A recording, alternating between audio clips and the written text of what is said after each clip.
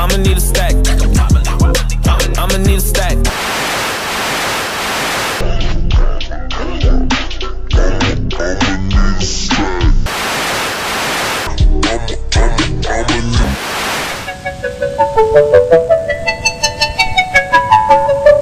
Butterfly in the sky, I can go twice as high. Take a look, it's in a book, a reading rainbow. I can go anywhere, friends to know and ways to grow, a reading rainbow. I can be anything. Take a look, it's in a book, a reading rainbow. A reading rainbow.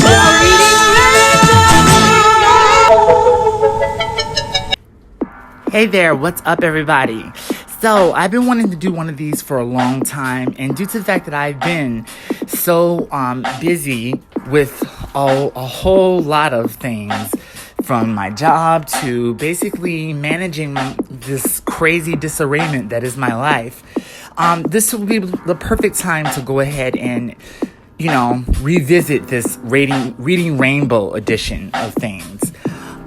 Because the texts that I get, some of the messages that I get as a two-spirited woman, is really unbelievable, and, they, they say reading is fundamental. Well, honey, reading some of these texts can be suicidal if you don't have the proper armor to combat this type of fuckery. So, let's get started. So many of you guys may be familiar with one of my videos where I talked about, the 10 reasons or ways that you are in the midst of a fuckboy. And I talked about this in one of those reasons. And this certainly takes the cake. This gentleman here, if I should even call him that, used to fuck with me all the way back in 2011 when I was living in the East Coast, particularly in Jersey. And he happened to be in LA at this time.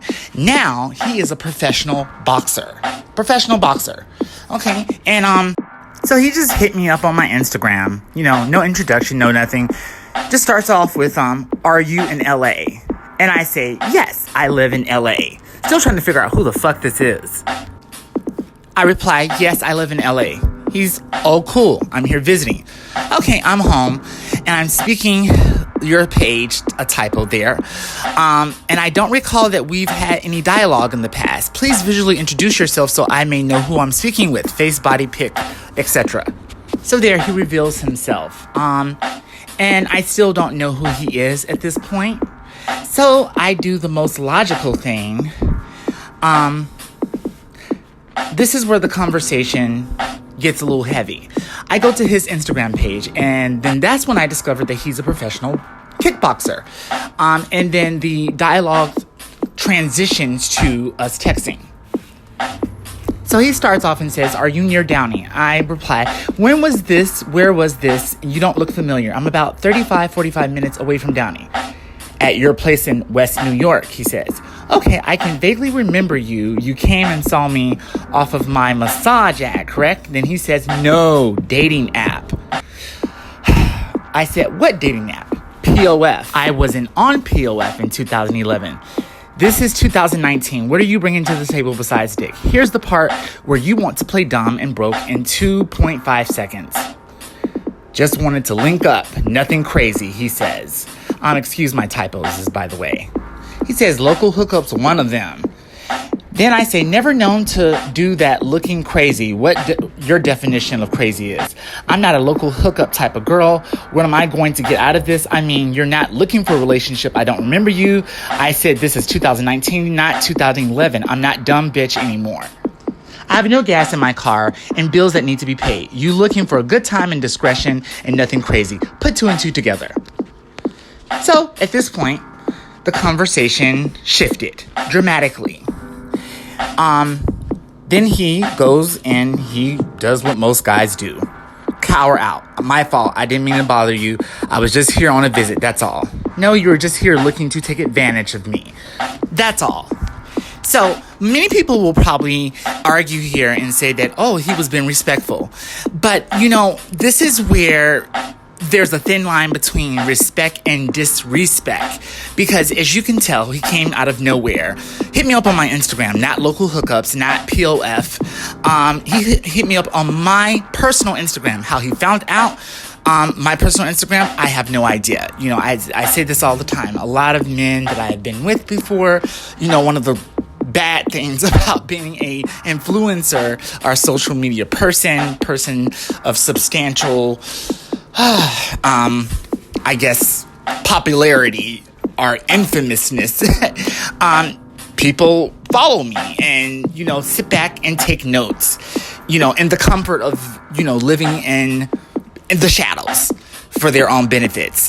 So this is where it becomes problematic, and this is where I'm going to get very problematic. This is not about putting anyone on blast. This is about accountability. Because, see, when men like this appear and they don't get their way, they have had the, resources like Snapchat and, different apps to just reappear in Casper the Friendly Ghost. Who are you talking about? Where? Where was he? Where is he? Was never here. And to combat that, hey, I went to his Instagram page at that time, and within literally 2.5 seconds, was the result of his Instagram page. Bam! Like he was never there. And this is the trials, this is the everyday occurrence of being someone of a undesirable, would that be a trans woman, two-spirited woman, the other woman, the fat girl, the gay guy, anyways. And this is the way that I am combating this, so that ends that conversation. So as we move on to another platform that is a great source of pain for many people in my community is Grindr. Yes, it is so much a source of pain and joy that the author, Drew London, wrote about it in his book, The Grindr Survivor, How to Find Happiness in the Age of Hookup Apps. And then, of course, who cannot forget my references to my own experiences with the app.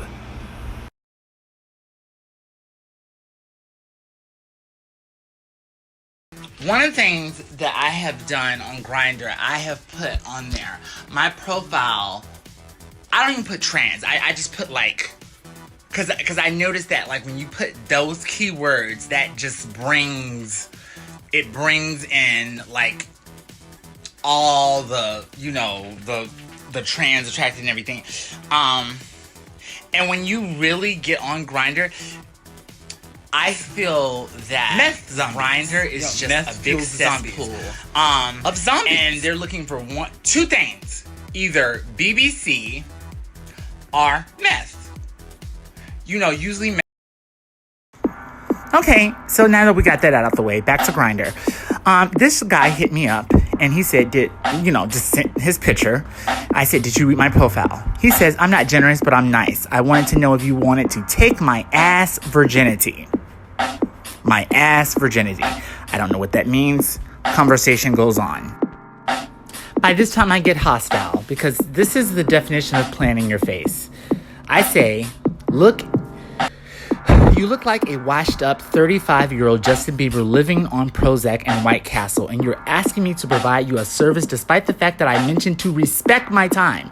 Wow, this walking up to the BMW dealership to say, I have no money, no credit, no job, and I have never owned a luxury car in my life. But I'm a good person. So can you put me in your best BMW on the lot, on the house? See how ridiculous that sounds?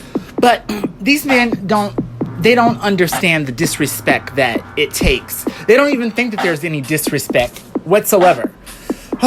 Moving on.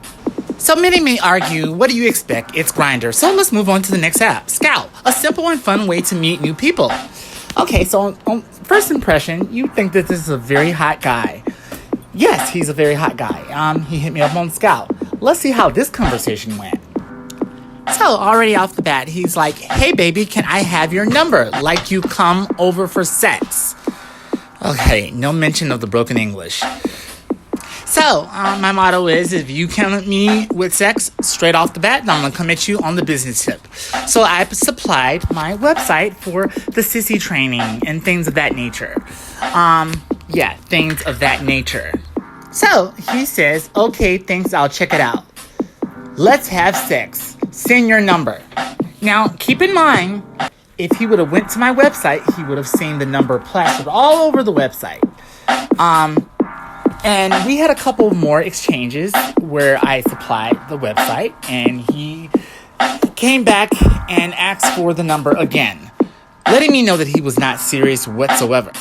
So here we are again. He's like, send your number. And me trying to keep my cool, I said, it's on the website. I told you several times. He's like, lost the number. I'm like, you're an idiot.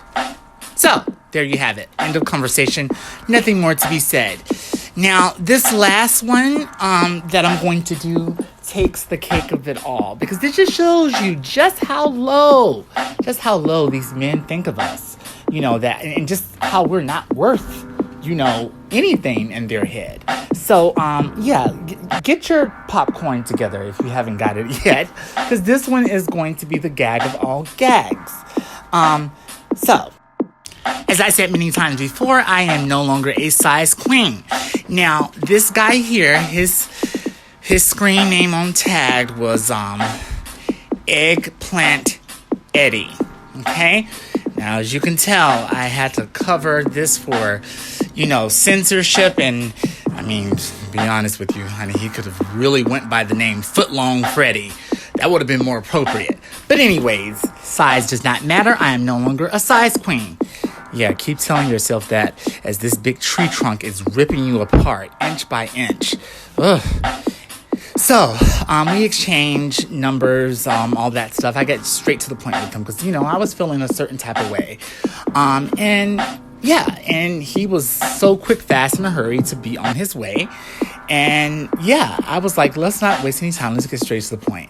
Now, keep in mind here, if anyone has an iPhone, you know automatically when you're having a conversation through text with someone, the conversation is provided that the other person has an iPhone. It's usually gray and blue because he actually went to FaceTime with me and I FaceTime with him and everything just for verification. But anyways, keep that in mind. Gray and blue. Gray and blue. Gray and blue. The conversation goes on as such. Him and Gray saying, for sure, I'm about to leave the house in a few minutes. I'm like, most deaf, just text me when you're leaving. He's like, okay, on my way. Then I asked him the ETA. He then tells me 37 minutes or something like that. So fast forward. I basically had just remembered that, I was feeling a little parched. Just a little parched. I was like, also, I forgot to ask if you would not mind stopping at a 7-Eleven and getting me a large Slurpee. I would highly appreciate that. Now, remember how I was telling you about, like, when you have an iPhone and, the other person has an iPhone and the conversation is blue and gray and all of a sudden it is gone green? Then that means that you've been blocked. I was blocked over asking for a fucking Slurpee. A Slurpee. $1.79. You mean to tell me I am not the fuckery of it all? And mind you, this is why I asked for something. You cannot come over to my house empty-handed. I don't give a fuck who you are. And any bitch that lets someone come over empty-handed, you are a fucking dummy. A dummy. Because as you can tell, you're not even worth a fucking $1.79 Slurpee. That is fucking sad. Just cut the music off. Fuck. The fucking fuck. I'm so fucking tired.